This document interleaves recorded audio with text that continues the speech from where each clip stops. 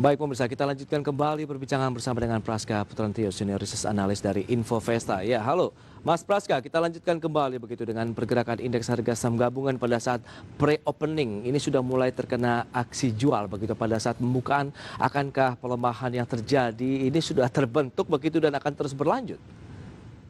Ya, untuk sebenarnya secara pelemahan ini masih relatif flat ya.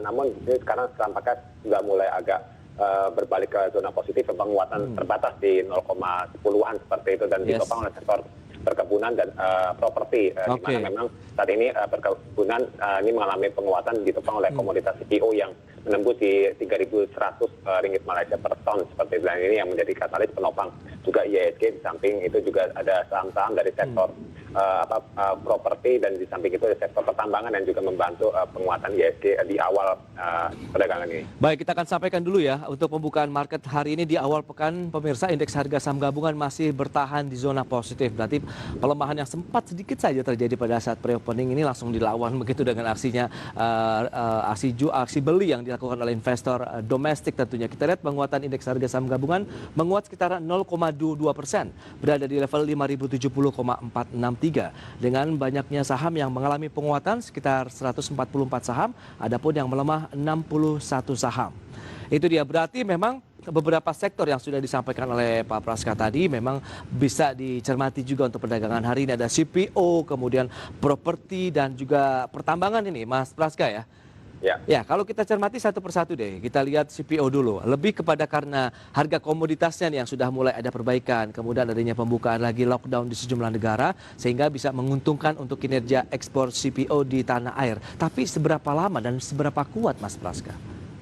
Ya, untuk memang penguatan harga CPO ini ditopang oleh potensi permintaan dan terutama dari penggunaan untuk biodiesel yang di B30 dan juga peningkatan nanti lanjutannya, dan sampai itu juga permintaan dari Tiongkok pun kita lihat di sini juga pada prediksi ada peningkatan untuk kebutuhan untuk CPO tersebut. Dan secara dampaknya memang kita bisa lihat sih ini momentum lebih menjelang akhir tahun ya, tampaknya pergerakan relatif lebih siklikal, jadi investor mungkin lebih ke main jangka pendek menengah seperti itu. Oh, jangka pendek menengah saja. Hari ini Alsip naik 1,48% di level 1030, setelah dalam satu bulan terakhir juga sempat di bawah level 1000 bahkan 900 begitu. Anda melihat technical rebound yang terjadi saat ini akankah menuju level tertingginya dalam satu bulan terakhir di 1060-an misalnya? Ya, kalau kita lihat memang di sini ada potensi kembali ke sana ya, di kisaran 1060-an karena penguatan kemarin dan juga hari ini tampaknya juga masih ditopang oleh peningkatan volume transaksi. Artinya reversal tetap terjadi dan RSI pun, indikator RSI juga belum menunjukkan overbought ya. Jadi peluang kenaikan, namun tetap diperhatikan bahwa ini lebih ke jangka pendek. Jadi untuk target profit taking di sini relatif terbatas di kisaran 1060 sampai 1080-an. 1060 sampai 1080 itu profit takingnya? Ya, lebih ke short term. Berarti yang sudah punya pun siap-siap dilepas begitu, Mas? Ya, kita lebih wait and see jangka pendek saja. Wait and see, hati-hati kalau sudah punya. Kemudian bagi yang belum punya, apakah strateginya kita riding saja atau sebaiknya tahan dulu, jangan sampai ambil posisi? Bagi yang belum punya, sebaiknya lebih ke buy on weakness ya, menunggu di kisaran 1000 sampai di kisaran 1020-an. Karena ini kita bicara secara tren memang saham LTIP ini secara harga saham mencoba ya kembali ke tren bullish channel ya, dan pergerakan saat ini masih mencoba bertahan di atas moving average 20 dan 50 hari, jadi butuh konfirmasi lanjutan lagi seperti itu. Hal menarik kita lihat dari Astra Agrolestari, hari ini kenaikannya di atas 5%. Apa yang membuat indeks AALI ini lebih dahsyat dibandingkan dengan Alsip?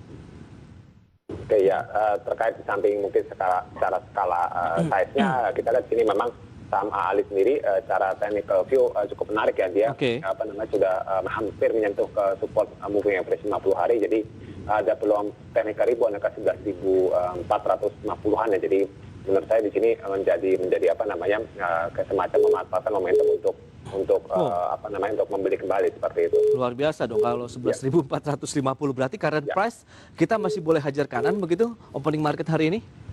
Ya, secara technical view ya memang tampaknya sini agak mulai kita perlu buy on weakness ya, karena di tengah penguatan sudah terjadi, sudah lebih dari 5% di pembukaan hari ini. Betul. Itu dia, bagi yang sudah punya juga sama strateginya dengan LSIP, siap-siap dilepas begitu ya? Ya, ada baiknya mungkin menurut saya lebih wait and see, jangka pendek dulu ya.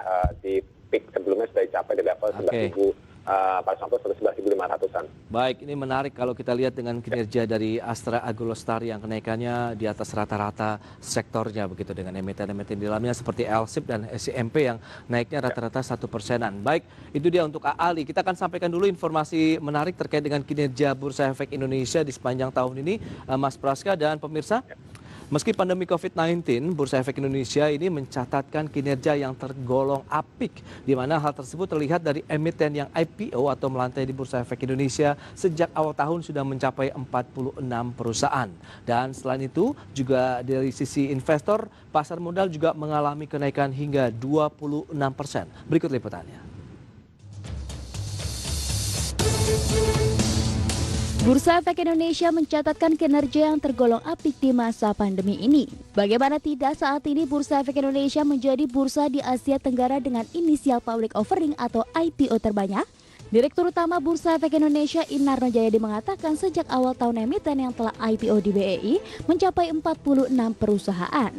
Selain itu, BEI juga telah menjalankan lebih dari 3.500 kegiatan edukasi secara online dengan jumlah peserta mencapai 800.000 orang.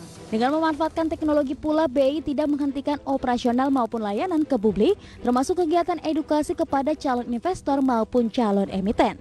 Maka tak heran jika BEI juga mencatat peningkatan investor di pasar modal Indonesia hingga 26% menjadi 3,1 juta investor. Pasar modal secara online dengan jumlah peserta hampir 800.000 orang. Hal ini tidak mungkin terjadi apabila kita lakukan secara fisik pertemuannya. Kami juga menerapkan kegiatan marketing dan sosialisasi kepada calon emiten melalui media online. Meski IHSG masih mengalami penurunan selama pandemi, Inarno menyebut peningkatan jumlah online trading, di mana penggunaan online trading meningkat sebesar 50%. Dari Jakarta, Ade Firmansyah, IDX Channel.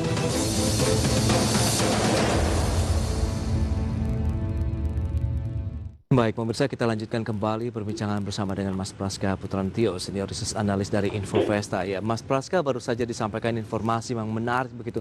Bursa Efek Indonesia di tengah pandemi masih berkinerja terbaik juga dibandingkan dengan sejumlah negara di kawasan Asia Tenggara. Begitu, dengan demikian, apakah pasar modal ini masih menjadi tujuan investasi kemudian bagi perusahaan-perusahaan untuk mencari sumber pendanaan di tengah pandemi COVID-19? Ya, kalau saya melihat memang di sini di pasar modal, di tengah juga suku bunganya juga relatif murah, cukup bersaing menurut saya sih sebenarnya, karena rate yang murah juga di pasar modal ini kan momentumnya juga agak sedikit terhambat dengan masalah pandemi yang menghambat ekspektasi pertumbuhan kinerja indeks ke depan. Meskipun secara kinerja kita lihat indeks kita masih cukup bersaing ya dibanding bursa regional lain seperti itu. Namun di sini tetap menjadi tantangan juga ya buat bursa kita agar bisa menjadi tempat untuk mencari pendanaan yang menarik ya dalam jangka panjang tentunya. Baik, kalau kita cermati dari sisi rata-rata perusahaan yang melantai di Bursa Efek Indonesia ini masuk dalam papan tengah lah, bisa dikatakan seperti itu, bukan papan utama. Tapi Anda melihat dari sisi ini berarti banyak sekali juga perusahaan-perusahaan yang baik dari papan menengah tadi, kaitannya dengan kategori tersebut juga ingin masuk sebenarnya menjadi bagian dari pasar modal di Indonesia. Ya, memang di sini kalau kita lihat secara size ya, ini menjadi tadi ya tempat yang menarik ya untuk mencari pendanaan, dan kita tentu berharap bahwa dengan semakin maraknya ya, yang di mana saat ini kan jumlah yang listing itu sekitar 650-an lebih ya. Betul. Ini bisa diharapkan bisa mendorong ya semakin beragamnya atau diversifikasi yang lebih maksimum bagi para investor yang ingin berinvestasi di bursa kita, dan juga bagi perusahaan sendiri ini menjadi tempat yang bisa menarik juga, di samping ada opsi untuk menerbitkan surat utang di tengah juga suku bunga yang relatif masih murah saat ini. Oke, diantaranya tadi yang IPO ataupun perusahaan yang baru melantai di Bursa Efek Indonesia kan juga dari sektor properti, dan hari ini sektor properti yang menopang juga indeks tadi sempat menghijau. Kita akan bahas nanti di segmen berikutnya, Mas Praska. Ya, pemirsa IDX Channel, jangan beranjak dari tempat Anda. Kami akan segera kembali sesaat lagi.